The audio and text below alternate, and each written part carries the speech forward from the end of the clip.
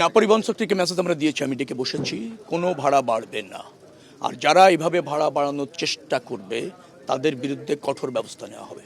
না, আমরা আশা করছি যাত্রাটা স্বস্তির হবে, নিরাপদ হবে। যে সমস্ত জায়গায় ব্যত্যয় ঘটার সম্ভাবনা আছে, ধরেন একটা যানজট তৈরি হয়ে যায়, দীর্ঘক্ষণ শৃঙ্খলা থাকে না সড়কে যান চলাচলের জন্য, তার জন্য যে সমস্ত ব্যবস্থা নেওয়া হবে উচিত সেগুলি ইতিমধ্যে আমরা নিয়েছি এবং ওর সাথে যারা জড়িত তাদেরকে প্রয়োজনীয় নির্দেশনা দেওয়া হয়েছে। আমি আপনাকে নিশ্চিত করতে চাই যে সব কিছু আশা করছি এবার ঠিক থাকবে।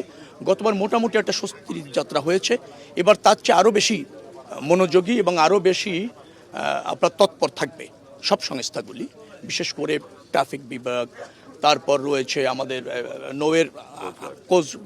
নৌতে কোস্টগার্ড আছে, নৌ পুলিশ আছে, আনসাররা আছে, তারা কাজ করবে এবং আমাদের যে টিম আছে তারাও সার্বক্ষণিক থেকে নিশ্চয়ই অবাধ যাত্রা নিশ্চিত করবে।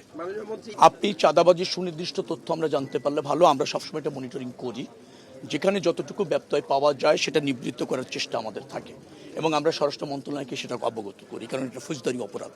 আপনাদের কাছে যদি কোনো সুনির্দিষ্ট তথ্য থাকে আমি খুব বাধিত হব যদি সুনির্দিষ্টভাবে বলেন যে মানে এই জায়গায় এই সময় এরকমভাবে ঘটছে, আপনারা আমাকে জানালে ডেফিনেটলি আপনারা তার অ্যাকশন দেখতে পাবেন তাৎক্ষণিকভাবে।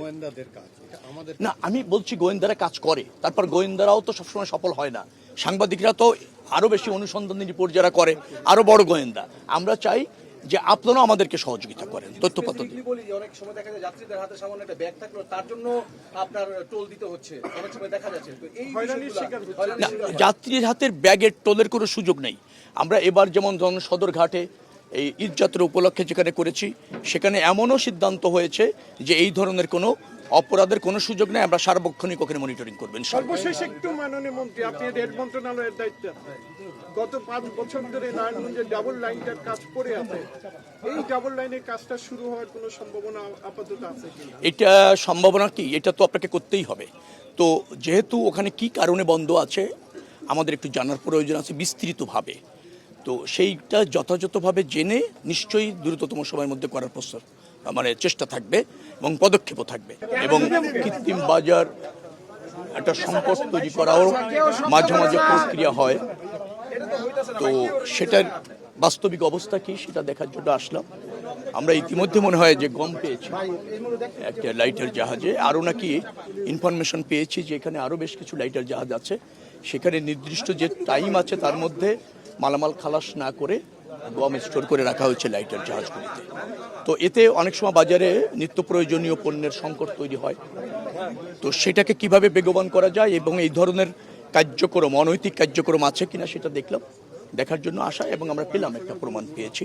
আমরা জানতে চেয়েছি যে চাইবো আর কি তাদের কাছে যে তারা সঠিক জবাব এ পর্যন্ত মনে আমরা পাইনি, ব্যত্যয় ঘটেছে, যে বিধি আছে বা যে আইন আছে তার ব্যত্যয় ঘটেছে, তার জন্য আইনি ব্যবস্থা নেওয়ার জন্য নির্দেশ দেওয়া হয়েছে।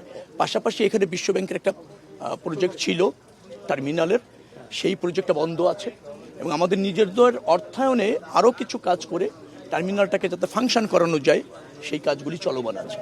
তো সেটা একটু ভিজিট করতে আসছে যে সব কিছু ঠিক হবে কিনা, ব্যবহার করা যাবে। আমরা এ ব্যাপারে আমাদের পরিবেশ মন্ত্রণালয়কে জ্ঞাত করব, পরিবেশ আবার ধরেন আমাদের পানি সম্পদ মন্ত্রণালয়কে জ্ঞাত করব, আর আমাদের জায়গা থেকেও কিছু করণীয় আছে সেগুলি আমরা এইটা দেখার পরে চিহ্নিত করব, গিয়ে মন্ত্রণালয় চিহ্নিত করে আমাদের মন্ত্রণালয় থেকে যে পদক্ষেপগুলি নেওয়া দরকার ডেফিনেটলি সেটা আমরা দ্রুততম সময়ের মধ্যে নিব।